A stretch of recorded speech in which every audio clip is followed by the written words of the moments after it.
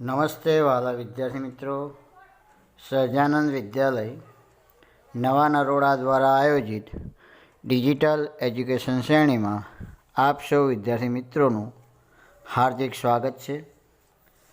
વિદ્યાર્થી મિત્રો, આપણે આ બીજા સત્રનો પાઠ 6 ગયા વખતે આપણે 5મો પાઠ ચલાવ્યો હતો. હવે આપણે અહીંયા આજે 6ઠ્ઠો પાઠ એટલે કે ધોરણ 6 સામાજિક વિજ્ઞાનમાં આપણે દ્વિતીય સત્રનો આ બીજો પાઠ છે. પહેલા પાઠની અંદર તમને એટલે કે 5મા પાઠની અંદર સંપૂર્ણ માહિતી મળી રહેશે, એમાં તમને સમજણ પણ પડી હશે. તો ચાલો વિદ્યાર્થી મિત્રો, આજે અહીંયા આપણે બીજા સત્રનો પાઠ 6 મૌર્ય યુગ, એમાં ચંદ્રગુપ્ત અને સમ્રાટ અશોક વિશે આપણે માહિતી મેળવીએ.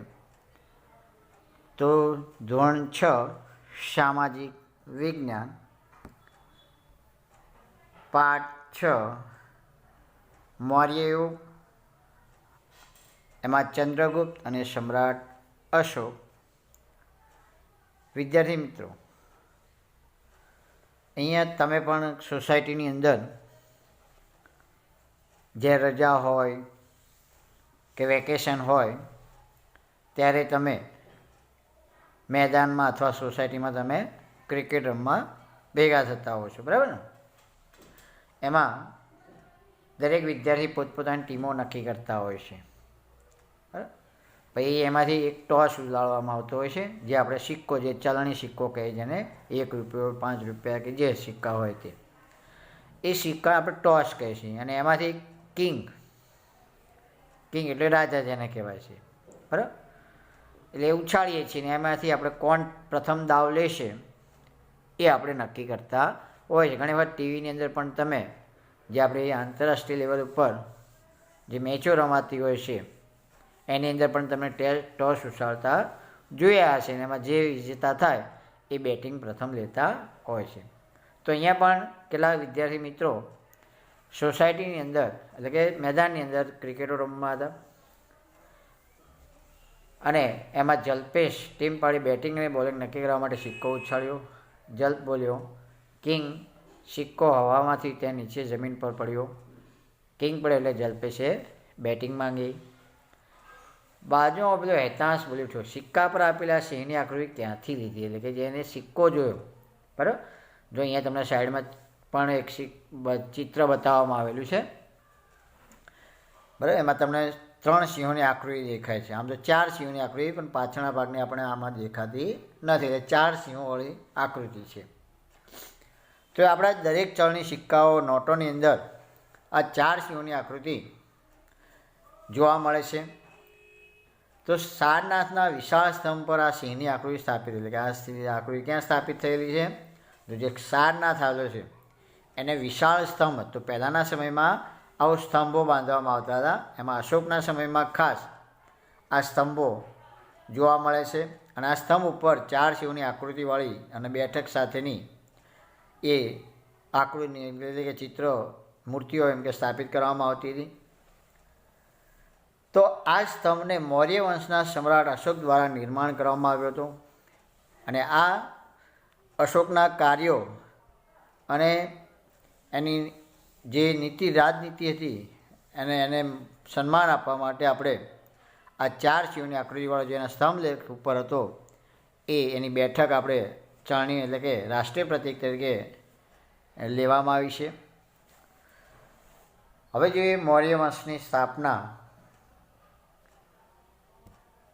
એટલે કે મૌર્ય વંશ સ્થાપક અને શાસક. તેમાં પહેલાં આપણે જોઈએ ચંદ્રગુપ્ત મૌર્ય. તો મૌર્ય વંશનો સ્થાપક કોણ હતો? ચંદ્રગુપ્ત મૌર્ય હતો.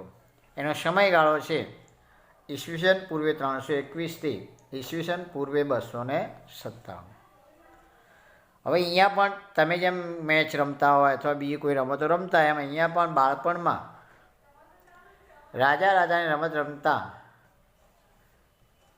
ચંદ્રગુપ્તનું હીર પારખીને તક્ષશિલાના કૌટિલ્ય ગોત્રના આચાર્ય વિષ્ણુગુપ્તે ચાણક્યને તક્ષશિલા લઈ જઈ તેને સશસ્ત્ર શસ્ત્રોની તાલીમ આપી. એટલે કે એમ કે નાનપણમાં જેમ કે ચંદ્રગુપ્ત મૌર્ય એમ કે રાજા રાજાનો રમતો બધા મિત્રો ભેગા થઈ રમતા હતા. આ જોઈને હીર એટલે આમ કાબિલિયત જેને કહેવાય છે આપણે, અથવા હોશિયારી, એમાં રહેલું કૌશલ્ય એને જોઈ જે તક્ષશિલાના કૌટિલ્ય ગોત્રના આચાર્ય હતા વિષ્ણુગુપ્ત, એને આપણે ત્યાં ચાણક્યના નામથી ઓળખીએ છીએ. એને ક્યાં લઈ ગયા? તક્ષશિલા લઈ ગયા. અને તક્ષશિલા લઈ જઈ ત્યાં શસ્ત્ર અને શાસ્ત્રોની તાલીમ આપી. અને ચાણક્યની મદદથી ચાણક્યની મદદથી અને માર્ગદર્શનથી ચંદ્રગુપ્ત મૌર્ય ઈસવીસન પૂર્વે 321માં નંદવંશના અંતિમ સમ્રાટ ધનનંદનને હરાવીને મગધની ગાદી સંભાળી. એટલે મૌર્ય વંશની સ્થાપના ક્યારે ને કોણે કરી હતી? તો ઈસવીસન પૂર્વે 321માં ચાણક્યની માર્ગદર્શનની હેઠળ ચંદ્રગુપ્ત મૌર્યએ નંદવંશના અંતિમ જે સમ્રાટ હતા ધનનંદને હરાવી મગધની રાજગાદી સંભાળી હતી. મૌર્ય વંશની સ્થાપના કરી અને ચાણક્યની રાજનીતિ અને વહીવટ અંગે કુશળતા સંપૂર્ણ લાભ ચંદ્રગુપ્તને, એટલે કે ચાણક્ય શું છે? રાજનીતિ અને વહીવટમાં પારંગત હતા, હોશિયાર હતા. અને એનો લાભ કોને મળ્યો? ચંદ્રગુપ્ત મૌર્યને. અને ચંદ્રગુપ્ત એટલે ચાણક્ય એટલે કૌટિલ્યે એક શાસ્ત્ર લખ્યું, એનું નામ અર્થશાસ્ત્ર, જે રાજનીતિક શાસ્ત્ર કહેવામાં આવે છે. અને એ અર્થશાસ્ત્ર નામના ગ્રંથમાં તે સમયની રાજકીય, આર્થિક અને સામાજિક જીવનની માહિતી આપણને મળી રહી છે. એટલે કે ચાણક્યે કયો ગ્રંથ લખ્યો હતો? અર્થશાસ્ત્ર, જેમાં રાજકીય, આર્થિક અને સામાજિક જીવનની માહિતી આપણને મળી રહેશે. ચંદ્રગુપ્તની તમામ સિદ્ધિઓ ચાણક્યના મુત્સદ્દીગીરીવાળા માર્ગદર્શન ઘણો મહત્વ, એટલે કે જે ચાણક્યનું જે માર્ગદર્શન હતું એ માર્ગદર્શન એ આ ચંદ્રગુપ્ત મૌર્યને ખૂબ જ અગત્યનો ભાગ ભજવ્યો. અને રાજનીતિમાં પણ એને ખૂબ જ એમના માર્ગદર્શન હેઠળ ખૂબ જ પ્રગતિ કરી. ગ્રીક રાજા સેલ્યુકસ નિકેતનને હરાવીને ચંદ્રગુપ્તે 4 દેશો મેળવ્યા, એટલે 4 પ્રદેશો મેળવ્યા. કયા રાજાને હરાવ્યો? તો સેલ્યુકસ નિકેતનને હરાવીને ચંદ્રગુપ્તે 4 પ્રદેશો. તો કયા કયા? તો એક તો કાબુલ, કંધાર, હેરાત અને બલુચિસ્તાન. આ 4 પ્રદેશો સેલ્યુકસ નિકેતનને હરાવીને પ્રાપ્ત કર્યા. અને ચંદ્રગુપ્તની આ બહાદુરીથી પ્રભાવિત થઈને સેલ્યુકસે પોતાની જે પુત્રી હતી હેલેના એને ચંદ્રગુપ્ત સાથે પરણાવી. અને એનો રાજદૂત મેગેસ્થનીસ તેને દરબારમાં મોકલ્યો. રાજદૂત એટલે શું? કે બીજા રાજ્યનો જે દૂત હોય એ અન્ય રાજ્યોમાં એને રાખવામાં આવતો હતો અને એની માહિતી સંપૂર્ણ એ પોતે પોતાના રાજ્યમાં પહોંચે. એને રાજદૂત એમ અત્યારે પણ આપણા હાલના વર્તમાન સમયમાં પણ આવા રાજદૂતો દરેક દેશમાં નિયુક્ત કરેલા હોય છે. પાટલીપુત્રમાં રોકાણ દરમિયાન મેગસ્થનીસે લખેલ પુસ્તક ઇન્ડિકા. તો ઇન્ડિકા કોણે લખ્યું હતું? મેગસ્થનીસે. એમાંથી આપણને મગધ સામ્રાજ્યના પાટનગર અને તેના વહીવટ વિશેની અગત્યની માહિતી આપણને પ્રાપ્ત થાય છે. હવે જોઈએ આપણે એ સમયનો રાજ્ય વિસ્તાર. તો ચંદ્રગુપ્તે પોતાની વીરતા અને ચાણક્યની રાજનીતિ કુશળતાથી પોતાની સત્તા પ્રસાર કર્યો. એટલે કે ચંદ્રગુપ્તે પોતાની વીરતા અને ચાણક્યની જે રાજનીતિની કુશળતા હતી એને પોતાની સત્તાનો પ્રસાર ભારતના અન્ય વિસ્તારમાં પણ કર્યો. અને એક સમગ્ર ભારત ઉપર સાર્વભૌમ સત્તા સ્થાપવાનો પ્રયત્ન કર્યો. અને એમાં એમનો રાજ્ય વિસ્તાર ક્યાં ક્યાં હતો? તો અફઘાનિસ્તાન, એટલે કે ઉત્તરમાં અફઘાનિસ્તાન, પેશાવર, કંધારથી લઈને પૂર્વમાં બંગાળ સુધી તેનું શાસન હતું. તો આ ઉત્તર ભારત હતું. ઉત્તર ભારતમાં કયું આવે? અફઘાનિસ્તાન,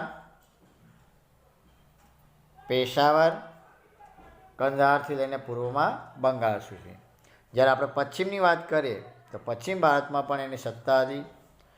એમાં સૌરાષ્ટ્રમાં પણ તેનું શાસન હોવાનું પણ, તથા પુષ્યગુપ્ત નામના વૈશ્ય મધ્યને ત્યાં રાષ્ટ્રીય તરીકે, એટલે કે રાજ્યપાલ, એટલે કે પુષ્યગુપ્ત નામના જે વૈશ્ય હતા એ અમાત્યને ત્યાં રાજ્યપાલ તરીકે નિમણૂક કર્યા હતા. અને એ પણ એમના આધાર એમ કે દસ્તાવેજ આપણને પ્રાપ્ત થાય છે. અને સૌરાષ્ટ્રમાં આવેલ ગિરિનગર જે જુનાગઢ hatte આપણે જુનાગઢ કહીએ છીએ બરાબર, ગિરનારની અંદર. તો ગિરનાર પર્વતમાંથી નીકળતી જે નદીઓ છે એની પર બંધ બાંધીને પુષ્યગુપ્તે સુદર્શન તળાવનું નિર્માણ કર્યું. તમને પ્રશ્ન પણ પૂછાય કે સુદર્શન તળાવનું નિર્માણ કોણે કર્યું હતું? તો સૌરાષ્ટ્રમાં આવેલું ગિરિનગર જુનાગઢમાં ગિરનાર પર્વતમાંથી નીકળતી નદીઓ પર બંધ બાંધીને પુષ્યગુપ્તે સુદર્શન તળાવનું નિર્માણ કરાવ્યું અને શહેરોને પાણી પૂરું પાડ્યું હતું. એમ કે તો દક્ષિણ ભારતમાં કોંકણ, કર્ણાટક, મહારાષ્ટ્ર વગેરે પ્રદેશોમાં પણ મગધ સામ્રાજ્યનો એક ભાગ હતો. અને વાયવ્યમાં છેક પશ્ચિમ ગાંધાર એટલે કે અફઘાનિસ્તાન સુધીના પ્રદેશો પણ ચંદ્રગુપ્તની સત્તા હેઠળ હતા.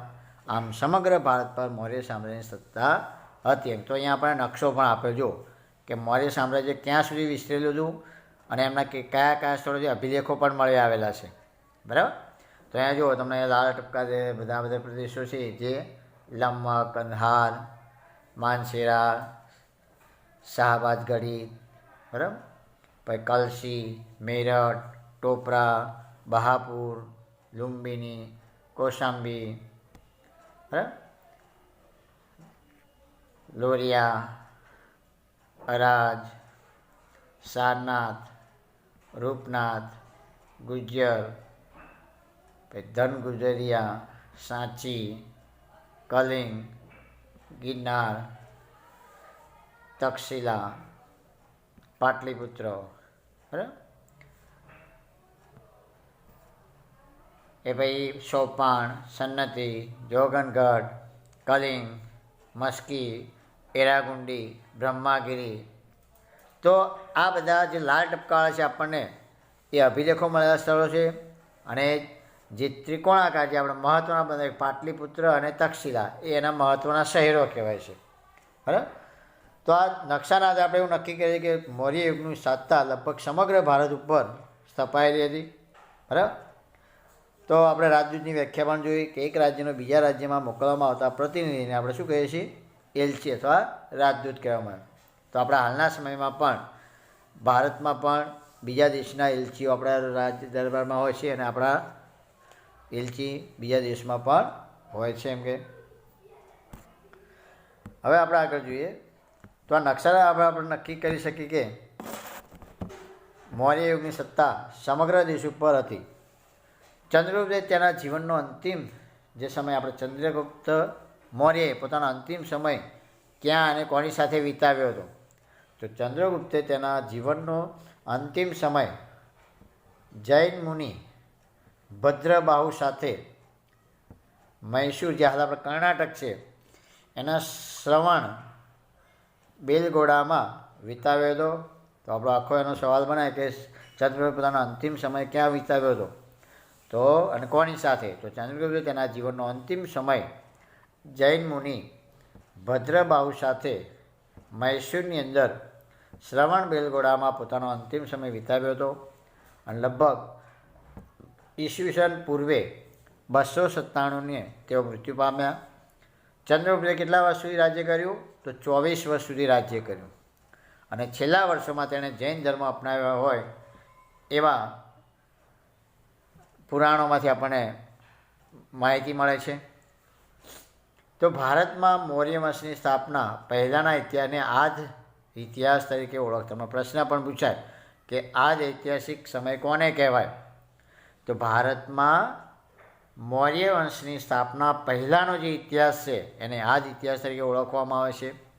અને મૌર્ય વંશની સ્થાપનાની ચોક્કસ અને આધારભૂત માહિતી વિવિધ શાસ્ત્રોમાં જ આપણને મળે છે. એટલે કે મૌર્ય યુગની સ્થાપના ક્યારે થઈ, કોણે થઈ, આવા ઘણા બધા પુરાવાના આધારે એને કે તો ચંદ્રગુપ્ત મૌર્ય દ્વારા વિષ્ણુગુપ્ત એટલે ચાણક્યની મદદથી સ્થાપવામાં આવ્યું સામ્રાજ્ય એ ભારતનું પ્રથમ ઐતિહાસિક સામ્રાજ્ય. પ્રશ્ન પણ પૂછે કે ભારતનું પ્રથમ ઐતિહાસિક સ્થળ કયું છે? રાજ્ય અથવા સામ્રાજ્ય? તો ચંદ્રગુપ્ત મૌર્ય દ્વારા વિષ્ણુગુપ્તની મદદથી સ્થાપવામાં આવેલું મૌર્ય સામ્રાજ્ય એ ભારતનું પ્રથમ ઐતિહાસિક સામ્રાજ્ય છે. તો ભારતના એમ કે આ મૌર્ય સામ્રાજ્યની સ્થાપનાની માહિતી આપણને ક્યાં ક્યાંથી મળે? તો કેટલાક ઇતિહાસકારો અથવા લેખકોના પુસ્તકોમાં જ મળે. એમાં કયા કયા? તો એક તો અર્થશાસ્ત્ર, તો આપણે જોઈએ કે કૌટિલ્ય અથવા વિષ્ણુગુપ્ત ચાણક્ય લખ્યું હતું. પછી ઇન્ડિકા, મેગથેનિસ, પછી દીપવંશ અને મહાવંશ જે બૌદ્ધ ગ્રંથો છે, જે મુદ્રા રાક્ષસ જે નાટક છે વિશાખાદત્ત. તો આ બધા પુસ્તકોમાંથી પણ મૌર્ય યુગની માહિતી મળે છે. આ ઉપરાંત મૌર્ય સમ્રાટોએ કોતરાયેલા શિલાલેખો, સ્તંભલેખો, ગુફાલેખો, સ્તૂપો અને વિહારોમાંથી પણ આ મૌર્ય વંશની આપણને માહિતી પ્રાપ્ત થાય છે. બરાબર. તો આ આપણે કહી શકીએ કે મૌર્ય યુગની માહિતી આપણને શામાંથી પ્રાપ્ત થાય એવો પણ પ્રશ્ન તમને પૂછાય છે. હવે આપણે જોઈએ ગ્રાન્ડ ટ્રંક રોડ. ગ્રાન્ડ ટ્રંક રોડ તો એશિયા ખંડનો સૌથી જૂનો અને લાંબો મુખ્ય રોડ છે. એટલે એશિયા ખંડનો સૌથી જૂનો અને લાંબો રોડ છે. હવે આ રોડનું નિર્માણ સૌપ્રથમ ચંદ્રગુપ્ત મૌર્યના સમયમાં થયું. એટલે કે આ રોડનું નિર્માણ એટલે ગ્રાન્ડ ટ્રંક રોડનું નિર્માણ ક્યારે અને કોણે એટલે કે કોણે કર્યું હતું? તો આ રોડનું નિર્માણ સૌપ્રથમ ચંદ્રગુપ્ત મૌર્યના સમયમાં થયેલું. તે તામ્રલિપ્તિ થઈને તક્ષશિલા અને તક્ષશિલાથી મધ્ય એશિયાને જોડતો હતો. એટલે કે ક્યાંથી ક્યાં નીકળીને ક્યાં જોડતો હતો અથવા કયા કયા સ્થળોને જોડતો હતો? તો તામ્રલિપ્તિ થઈને તક્ષશિલા, તામ્રલિપ્તિ થઈને તક્ષશિલા અને તક્ષશિલાથી મધ્ય એશિયાને જોડતો હતો. તે સમયે ગંગાના મેદાનથી ગાંધાર સુધી આ રોડ વિશે એટલે કે ગંગાના મેદાનથી ગાંધાર સુધી આ રોડનું વિસ્તરેલો હતો. તો શેરશાહ સૂરીએ પણ પોતાના શાસનકાળમાં આ રોડનું પુનઃનિર્માણ એટલે કે જે આ ગ્રાન્ડ ટ્રંક રોડ હતો એનું પુનઃનિર્માણ એટલે જેટલું રિપેરિંગ કામ કહીએ છીએ એ શેરશાહ સૂરીએ પોતાના શાસનકાળમાં કરાવ્યો હતો. જે આગળ આપણે જોઈ ગયા. અંગ્રેજ શાસનકાળમાં પણ ડેલહાઉસીએ કોલકાતા પેશાવર સુધીનું આ રોડનું પુનઃનિર્માણ એટલે કે અંગ્રેજોનું શાસન જ્યારે ભારતમાં હતું ત્યારે ડેલહાઉસીએ પણ આ રોડનું પુનઃનિર્માણ કરાવ્યું. તો ક્યાંથી ક્યાં સુધી? તો કોલકાતાથી પેશાવર સુધી. તો વર્તમાન સમયમાં આ રોડ એટલે કે હાલના સમયમાં આ રોડ દિલ્હીથી કોલકાતા સુધીનો રાષ્ટ્રીય ધોરીમાર્ગ તરીકે એટલે કે અત્યારે હાલના સમયમાં કયા નામથી ઓળખવામાં આવે છે આ રોડને? તો દિલ્હીથી કોલકાતા સુધીના રાષ્ટ્રીય ધોરીમાર્ગ તરીકે ઓળખવામાં આવે છે. હવે જોઈએ બિંદુસાર. એનો સમયગાળો ઈસવીસન પૂર્વે 297થી ઈસવીસન પૂર્વે 273. તો બિંદુસારના પિતાના નામ હતું ચંદ્રગુપ્ત. બરાબર. હવે ચંદ્રગુપ્તના અવસાન બાદ તેનો પુત્ર બિંદુસાર મગધની ગાદી આવ્યો. એટલે કે એના પિતા એટલે કે ચંદ્રગુપ્તના અવસાન પર એટલે ચંદ્રગુપ્તનું અવસાન ક્યારે થયું? ઈસવીસન પૂર્વે 297માં. એના અવસાન પછી બિંદુસાર ગાદી પર આવે છે. પિતા ચંદ્રગુપ્ત તરફથી વારસામાં મળેલું વિશાળ સામ્રાજ્ય યથાવત ટકાવી રાખી તેને ભેટ પુત્ર અશોકને આપી. એટલે કે જે એના પિતાએ એટલે ચંદ્રગુપ્તે જે પોતાના વારસામાં જે મોટું સામ્રાજ્ય આપ્યું હતું એ સામ્રાજ્યને ટકાવી રાખ્યું અને એ સામ્રાજ્ય પોતાનો પુત્ર જે અશોક હતો એને ભેટ આપ્યો. આ બિંદુસારની મોટામાં મોટી સિદ્ધિ ગણી શકાય છે. કારણ કે એ સમયે વારંવાર યુદ્ધો થતા અને યુદ્ધોમાં રાજ્યને ટકી રહેવું ખૂબ જ મુશ્કેલ હતું. પણ આવા મુશ્કેલ સમયમાં પણ આ મોટા સામ્રાજ્યને ટકાવી રાખી અને એના વારસામાં એના પિતાને એટલે કે અશોકના પિતાએ એટલે કે બિંદુસારે અશોકને આપ્યું, જે મોટા મોટી સિદ્ધિ ગણાય છે.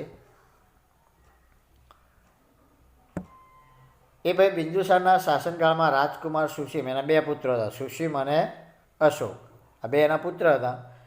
તો બિંદુસારના શાસનના રાજકુમાર સુશીમને તક્ષશિલાના અને રાજકુમાર અશોકને અવંતીના રાષ્ટ્રીય એટલે કે રાજ્યપાલની નિમણૂક થઈ હતી. એટલે કે તક્ષશિલાના રાજપાલ કોણે નિમણૂક કરી?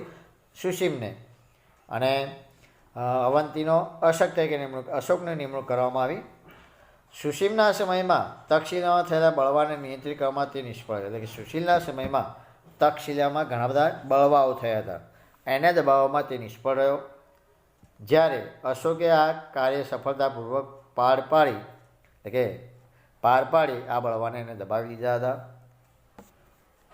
બિંદુસારે તેના શાસનકાળમાં કોઈ નવો પ્રદેશ જીત્યો એટલે બિંદુસારે પોતાના શાસનકાળ દરમિયાન કોઈ નવો પ્રદેશ જોડ્યો ન હતો.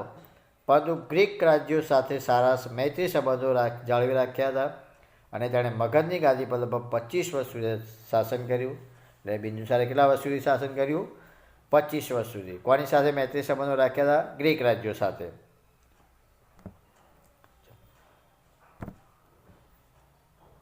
હવે જોઈએ સમ્રાટ અશોક. તો સમ્રાટ અશોક વિશે પણ આપણે જોઈએ તો ઈસવીસન પૂર્વે 273 ઈસવીસન પૂર્વે 232નો સમયગાળો. એટલે કે અશોકનો સમયગાળો ઈસવીસન પૂર્વે 273 ઈસવીસન 232. હવે એના પિતા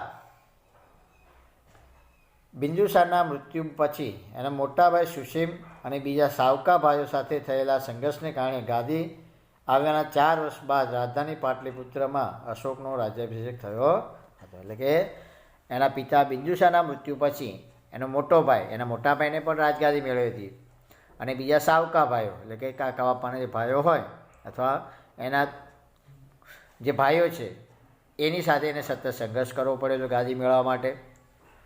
એવું કહેવાય છે કે એના પોતાના ભાઈઓને પણ લોહી વેવડાવી સમ્રાટ અશોકે રાજગાદી પ્રાપ્ત કરી હતી અને 4 વર્ષ સુધી આ સંઘર્ષ ચાલ્યો અને 4 વર્ષ બાદ રાજધાની પાટલીપુત્રમાં એમ કે અશોકનો રાજ્યાભિષેક કરવામાં આવ્યો. રાજ્યાભિષેક થયા બાદ અશોકે પિતા તરફથી વારસામાં મળેલ રાજ્ય વિસ્તારમાં એટલે કે પિતાએ જે રાજ્ય આપ્યું હતું એ તો જાળવી રાખ્યું પણ બીજા રાષ્ટ્રો પર વિજય મેળવી રાજ્ય વિસ્તારમાં વધારો કર્યો. તેના શિલાલેખમાં જણાવ્યા મુજબ તેનું સામ્રાજ્ય વાયવ્ય સરહદે આવેલા એટલે કે અશોકનું સામ્રાજ્ય વિસ્તાર જણાવો તો છેક વાયવ્ય સરહદમાં આવેલા કંધાર અને પેશાવર સુધી, જ્યારે ઉત્તર ભાગમાં નેપાળ સુધી, દક્ષિણે મૈસૂર જે હાલ કર્ણાટક કહીએ છીએ આપણે, જ્યારે પશ્ચિમે ગુજરાત સૌરાષ્ટ્ર સુધી અને પૂર્વમાં મગધ જે હાલ બિહાર કહીએ છીએ અને કલિંગ જે ઓડિશા સુધી ફેલાયેલું. તો આ અશોકનો હતો રાજ્ય વિસ્તાર. તમને પ્રશ્નમાં પણ પૂછાય કે અશોકનો રાજ્ય વિસ્તાર જણાવો તો વાયવ્ય સરહદે કંધાર અને પેશાવરથી ઉત્તર ભારતમાં નેપાળ સુધી, દક્ષિણમાં મૈસૂર સુધી, જ્યારે પશ્ચિમ ગુજરાતમાં સૌરાષ્ટ્ર સુધી, પૂર્વમાં મગધ અને કલિંગ સુધી એનું સામ્રાજ્ય ફેલાયેલું હતું. હવે જોઈએ કલિંગનું યુદ્ધ અને અશોકનું હૃદય પરિવર્તન. કલિંગનું યુદ્ધ અને અશોકનું હૃદય પરિવર્તન. તો મગધની જ પડોશમાં આવેલ કલિંગ જે હાલનું ઓડિશા રાજ્ય આપણે કહીએ એમાં નંદ રાજાઓનું શાસન હતું અને નંદ રાજાઓના સમયમાં મગધ સામ્રાજ્યનો એક ભાગ હતો. એટલે કે મગધની પડોશમાં આવેલું કલિંગ રાજ્ય જે નંદ રાજાઓના જે સમયમાં જે રાજા હતા ત્યારે આ સામ્રાજ્ય એ રાજ્યનો ભાગ હતો પરંતુ મૌર્ય શાસનની સ્થાપના સમયે તે સ્વતંત્ર થઈ ગયેલું. એટલે કે જ્યારે મૌર્ય શાસનને સત્તા સ્થાપી, નંદ રાજાઓને હરાવી અને ચંદ્રગુપ્ત પહેલાં એમ કે જે શાસન સ્થાપી ત્યારે એ સ્વતંત્ર થઈ ગયું. કલિંગને ફરીથી મગધ સામ્રાજ્યનો ભાગ બનાવવાની મહત્વાકાંક્ષા રાખનાર અશોકે રાજ્યાભિષેક પછીના 8મા વર્ષે એટલે ઈસવીસન પૂર્વે 261માં કલિંગના રાજા જયંત સામે યુદ્ધ કર્યું અને આ યુદ્ધમાં અશોકનો વિજય થયો. એટલે કે આ જે કલિંગનો ભાગ હતો એ કલિંગને ફરીવાર મગધનો સામ્રાજ્યનો ભાગ બનાવવા માટે અશોકે રાજ્યાભિષેક પછીના 8મા વર્ષે એટલે કે ઈસવીસન પૂર્વે 261માં કલિંગના રાજા જયંત સામે યુદ્ધ જાહેર કર્યું અને આ યુદ્ધમાં અશોકનો વિજય થયો. પણ વિદ્યાર્થી મિત્રો આ જે યુદ્ધ હતું એ અશોકનું અંતિમ યુદ્ધ કહેવાય છે. હવે વિજય તો પ્રાપ્ત કર્યો એટલે કે આ કલિંગનું યુદ્ધમાં એને સફળતા તો મળી પણ એ સફળતા દરમિયાન એને થયું કે લાવને હું યુદ્ધ મેદાનમાં એક આંટો તો મારું. એટલે આ યુદ્ધ દરમિયાન એને યુદ્ધ મેદાનની અંદર ગયો. યુદ્ધ મેદાનમાં જે એના દ્રશ્યો જોયા, ચારે તરફ લોહી લુહાણ, લોહીની નદીઓ વહેતી હતી.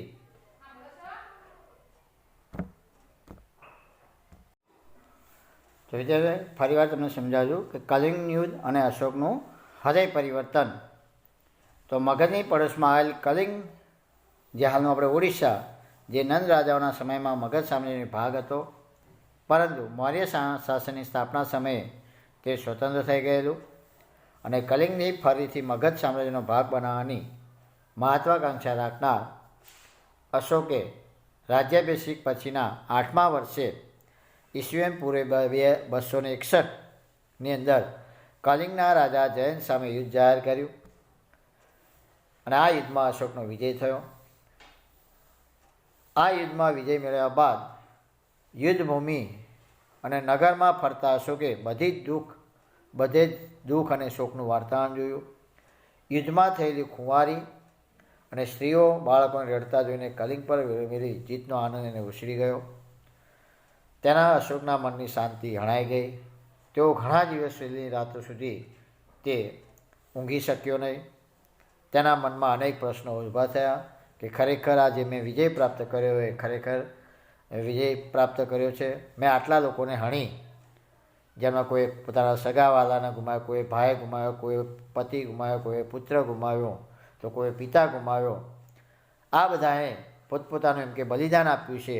મેં લોહી લુહાણ નદીઓ જોઈ, કેટલાક સૈનિકોના હાથ કપાયેલા, તો કોઈના મસ્તક કપાયેલા, કોઈના ધડ કપાયેલા, કોઈનું તો કોઈ દર્દથી પીડાતું હતું. સ્ત્રીઓ અને બાળકોનો રડવાનો અવાજ આવતો હતો. ચારે બાજુ એમ કે યુદ્ધ મેદાનની અંદર એક શોકનું વાર્તાવરણ હતું. અને આ વાર્તાવરણ જોઈ અશોકનું હૃદય પરિવર્તન થયું અને ત્યારે ક્યારેય નહીં યુદ્ધ કરવાનો નિશ્ચય કર્યો. એને પ્રતિજ્ઞા થઈ કે હવે આજ પછી હું ક્યારેય શસ્ત્રો ઉઠાવીશ નહીં. એમાંય ખાસ કરીને જ્યારે બહુ જ સાધુ ઉપકૂપના સંપર્કમાં આવતા તેમણે શસ્ત્રોનો ત્યાગ કરી શાસ્ત્રોનું શરણું લીધું અને બૌદ્ધ ધર્મ અંગીકાર કરી. અશોક રાજદારી પુરુષમાંથી એક ધર્માનુરાગી અશોક બની, એટલે કે ધર્મનો પ્રચાર કરનાર માણસ બની ગયો. અશોક પહેલો એવો શાસક હતો જેણે પોતાના શિલાલેખો દ્વારા પોતાના સંદેશ પ્રજા સુધી પહોંચાડવાનો પ્રયત્ન કર્યો. અને અશોકના મોટાભાગના અભિલેખો કઈ ભાષામાં હતા? પ્રાકૃત અને લિપિ ભાષાની અંદર આપણને જોવા મળે છે. તો શિલાલેખ કોને કહેવાય? તો પથ્થર ઉપર કોતરીને લખો, એટલે કે શિલા એટલે પથ્થર, પથ્થર ઉપર કોતરીને લખવામાં આવતા લેખોને શું કહેવાય? શિલાલેખો કહેવાય. તો અશોકના કેટલાક સ્તંભ લેખો પણ છે. સ્તંભ એટલે થાંભલા પર કોતરીને લખવામાં આવતા લેખોને સ્તંભ લેખ. તો પ્રજાને સંદેશો પહોંચાડવા માટે અશોકે આ રીતે શિલાલેખ અને સ્તંભ લેખોનો ઉપયોગ કરેલો છે. તો વિદ્યાર્થી મિત્રો, આજના અભ્યાસની અંદર આપણે વાત કરીએ તો જે આ ગૃહ કાર્ય તમને આપવાનો જે મોટા જે પાઠ આજે ચલાવ્યો એ પાઠની અંદરથી જ આ પ્રશ્નો કાઢી અને તમારી સમક્ષ મૂકવામાં આવે છે. તો આ પ્રશ્નો તમારે સારા અક્ષરે નોટમાં લખવાના છે અને યાદ પણ રાખવાના છે. તો આપણે જોઈએ, આમાં તમારે ખાલીયાઓ પણ છે, નાના નાના પ્રશ્નો પણ છે જે તમારે યાદ રાખી અને સારા અક્ષરે નોટમાં પણ લખવાના છે. તો એ પહેલો પ્રશ્ન છે, સારનાથના વિશાળ સ્તંભ પર ખાલિયાની આકૃતિ સ્થાપિત કરવામાં આવે છે. તો કોની આકૃતિ છે? સિંહની. બીજો પ્રશ્ન, ભારતના રાષ્ટ્રીય પ્રતીક તરીકે ખાલિયાને સ્વીકારવામાં આવ્યો છે. તો સારનાથનો સ્તંભને. ત્રીજો, સારનાથનો વિશાળ સ્તંભ મૌર્ય વંશના ખાલિયા સમ્રાટ દ્વારા નિર્માણ કરવામાં આવ્યો છે. સારનાથનો વિશાળ સ્તંભ મૌર્ય વંશના કોના સમયમાં? તો અશોક સમ્રાટના દ્વારા એનું નિર્માણ કરવામાં આવ્યું છે. ચોથો પ્રશ્ન, ચંદ્રગુપ્તને કોણે ક્યાં અને કઈ તાલીમ આપી હતી? તો ચંદ્રગુપ્તને તક્ષશિલાના કૌટિલ્ય ગોત્રના આચાર્ય વિષ્ણુગુપ્તે, એને આપણે ચાણક્ય તરીકે જે તક્ષશિલા લઈ જઈ તેને શસ્ત્ર અને શાસ્ત્રોની તાલીમ. ફરીવાર, ચંદ્રગુપ્તને કોણે ક્યાં અને કઈ તાલીમ આપી હતી? તો ચંદ્રગુપ્તને તક્ષશિલાના કૌટિલ્ય ગોત્રના આચાર્ય વિષ્ણુગુપ્તે, જેને આપણે ચાણક્ય તરીકે ઓળખે, તક્ષશિલા લઈ જઈ તેને શસ્ત્ર અને શાસ્ત્રોની તાલીમ આપી હતી. પાંચમો સવાલ, મૌર્ય વંશની સ્થાપના કોણે અને ક્યારે કરી હતી? તો ચંદ્રગુપ્ત મૌર્યએ ઈસવીસન પૂર્વે 321માં નંદ વંશના અંતિમ સમ્રાટ ધનનંદને હરાવીને મગધમાં મૌર્ય વંશની સ્થાપના કરી. પરિવાર, ચંદ્રગુપ્ત મૌર્યએ ઈસવીસન પૂર્વે 321માં નંદ વંશના અંતિમ સમ્રાટ ધનનંદને હરાવીને મગધમાં મૌર્ય વંશની સ્થાપના કરી. છઠ્ઠો સવાલ, ચાણક્ય દ્વારા લખાયેલ ખાલિયા નામના ગ્રંથમાંથી તે સમયની રાજકીય, આર્થિક અને સામાજિક જીવનની માહિતી મળે છે. તો અર્થશાસ્ત્રમાંથી. સાતમો સવાલ, ગ્રીક રાજા સેલ્યુકસે નિકેતરને હરાવીને ચંદ્રગુપ્તે કયા કયા પ્રદેશો મેળવ્યા? તો ગ્રીક રાજા સેલ્યુકસને હરાવી, એટલે કે નિકેતરને હરાવી કાબુલ, કંદહાર, હેરાત, બલુચિસ્તાન જેવા પ્રદેશો મેળવ્યા. ફરીવાર કયા કયા પ્રદેશો મેળવ્યા? તો કાબુલ, કંદહાર, હેરાત, બલુચિસ્તાન જેવા પ્રદેશો. 8મો સવાલ, ચંદ્રગુપ્તના લગ્ન કોની સાથે થયા હતા?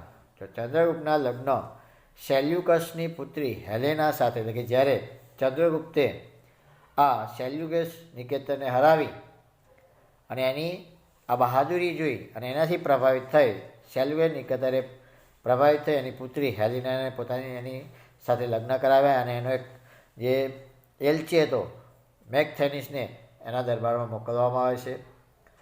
હવે સેલ્યુકસ પોતાના રાજદૂત ખાલિયાને ચંદ્રગુપ્તના દરબારમાં મોકલ્યો હતો. કોને મોકલ્યો હતો? મેગથેનિસને ખાલિયા નામનું પુસ્તક લખ્યું હતું. આ રાજ દરબારમાં એને રહીને ઇન્ડિકા નામનું પુસ્તક લખ્યું હતું. 11મો સવાલ, એલચી કોને કહેવાય અથવા રાજદૂત કોને કહેવાય? તો એક રાજ્યનો બીજા રાજ્યમાં મોકલવામાં આવેલ પ્રતિનિધિને એલચી અથવા રાજદૂત કહે છે.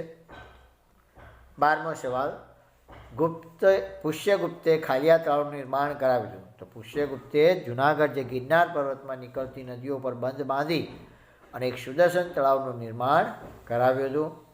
13મો સવાલ, ચંદ્રગુપ્તે તેના જીવનનો અંતિમ સમય ક્યાં વિતાવ્યો હતો અને તેમનું મૃત્યુ ક્યારે થયું હતું? ચંદ્રગુપ્તે તેના જીવનનો અંતિમ સમય ક્યાં વિતાવ્યો હતો અને તેમનું મૃત્યુ ક્યારે થયું હતું? તો ચંદ્રગુપ્તે તેનો અંતિમ સમય જૈન મુનિ ભદ્રબાહુ સાથે મૈસૂરના શ્રવણબેલગોળામાં વિતાવ્યો હતો અને આ સમય દરમિયાન ઈસવીસન પૂર્વે 297માં તે મૃત્યુ પામ્યા હતા. ફરીવાર, ચંદ્રગુપ્તે તેનો અંતિમ સમય જૈન મુનિ ભદ્રબાહુ સાથે મૈસૂરના શ્રવણબેલગોળામાં વિતાવ્યો હતો અને ઈસવીસન પૂર્વે 297માં તે મૃત્યુ પામ્યો હતો. 14મો સવાલ, આજ ઇતિહાસ કોને કહેવાય? તો ભારતમાં મૌર્ય વંશની સ્થાપના પહેલાંનો ઇતિહાસને આજ ઇતિહાસ તરીકે ઓળખવામાં આવે. ફરીવાર, ભારતમાં મૌર્ય વંશની સ્થાપના પહેલાંનો ઇતિહાસને આજ ઇતિહાસ તરીકે ઓળખવામાં આવે છે. 15મો સવાલ, કે ભારતનું પ્રથમ ઐતિહાસિક સામ્રાજ્ય કયું ગણાય છે? ભારતનું પ્રથમ ઐતિહાસિક સામ્રાજ્ય કયું ગણાય છે? તો ચંદ્રગુપ્ત મૌર્ય દ્વારા વિષ્ણુગુપ્તની મદદથી સ્થાપવામાં આવેલ મૌર્ય સામ્રાજ્ય ભારતનું પ્રથમ ઐતિહાસિક સામ્રાજ્ય. કયું સામ્રાજ્ય? મૌર્ય સામ્રાજ્ય. કોને સ્થાપના કરી હતી? ચંદ્રગુપ્તને. કોની મદદથી? વિષ્ણુગુપ્તની મદદથી. 14મો સવાલ, મૌર્ય સામ્રાજ્યની માહિતી શામાંથી પ્રાપ્ત થાય છે? તો મૌર્ય સામ્રાજ્યની માહિતી લેખકોએ લખેલ કેટલીક કૃતિઓ, આ ઉપરાંત મૌર્ય સમ્રાટોએ કોતરાયેલા શિલાલેખો, સ્તંભલેખો, ગુફાલેખો, સ્તૂપો, વિહારો વગેરેમાંથી મૌર્ય સામ્રાજ્યની આપણે ઐતિહાસિક માહિતી પ્રાપ્ત થાય. ફરીવાર, કે મૌર્ય સામ્રાજ્યની માહિતી લેખકોએ લખેલ કેટલીક કૃતિઓ, મૌર્ય સમ્રાટોએ કોતરાયેલા શિલાલેખો, સ્તંભલેખો, ગુફાલેખો, સ્તૂપો, વિહારો વગેરેમાંથી મૌર્ય સામ્રાજ્યની ઐતિહાસિક માહિતી આપણને મળે. 15, ગ્રાન્ડ ટ્રંક રોડનું નિર્માણ સૌપ્રથમ ખાલિયાના સમયમાં થયું હતું. તો કોના સમયમાં થયું હતું? ચંદ્રગુપ્ત મૌર્યના સમયમાં. 16મો સવાલ, કે મગધની રાજગાદી પર ચંદ્રગુપ્ત પછી કોણ ગાદી પર આવ્યું? તો ચંદ્રગુપ્તના અવસાન બાદ તેનો પુત્ર બિંદુસાર મગધની ગાદી આવ્યો હતો. 17મો સવાલ, સમ્રાટ અશોકને સૌપ્રથમ ગાદી આવતા પહેલાં કોની સાથે સંઘર્ષ થયો હતો? તો લગભગ એના પિતાના અવસાન બાદ, એટલે કે બિંદુસારના અવસાન બાદ લગભગ 4 વર્ષ સુધી એના મોટાભાઈ સુષેમ અને બીજા સાવકા ભાઈઓ સાથે સંઘર્ષ થયો હતો. કેટલા વર્ષ સુધી? 4 વર્ષ સુધી. 18મો સવાલ, કલિંગનું યુદ્ધ અશોકના જીવનનું અંતિમ, અથવા તમને ખાલિયા પણ પૂછાય કે ખાલિયાનું યુદ્ધ અશોકના જીવનનું અંતિમ યુદ્ધ થયું તો કલિંગનું. 19મો સવાલ, બૌદ્ધ સાધુ ખાલિયાના ઉપદેશથી તેને બૌદ્ધ ધર્મનો અંગીકાર કર્યો. તો કોના ઉપદેશથી? તો ઉપગુપ્તના સંપર્કમાં આવતા તેઓએ બૌદ્ધ ધર્મનો અંગીકાર કર્યો અને પછી આ અશોકે એમ કે પોતાના રાજ્યમાં બૌદ્ધ ધર્મનો સ્વીકાર કર્યો અને બીજા દેશમાં પણ આ બૌદ્ધ ધર્મનો પ્રચાર કર્યો. એના પુત્રને પણ બીજા દેશમાં આ બૌદ્ધ ધર્મનો પ્રચાર કરવા મોકલ્યા અને પોતે પણ અને પોતાના અધિકારીઓને પણ બૌદ્ધ ધર્મનો પ્રચાર કર્યો, જે આપણે આગળના હતા. તો વિદ્યાર્થી મિત્રો, આપણે આજનો અભ્યાસ અહીં પૂર્ણ કરીએ છીએ. આવતા પીરિયડમાં આના પછી આગળનો આપણે અભ્યાસ કરીશું. તો ચાલો વિદ્યાર્થી મિત્રો, આવજો.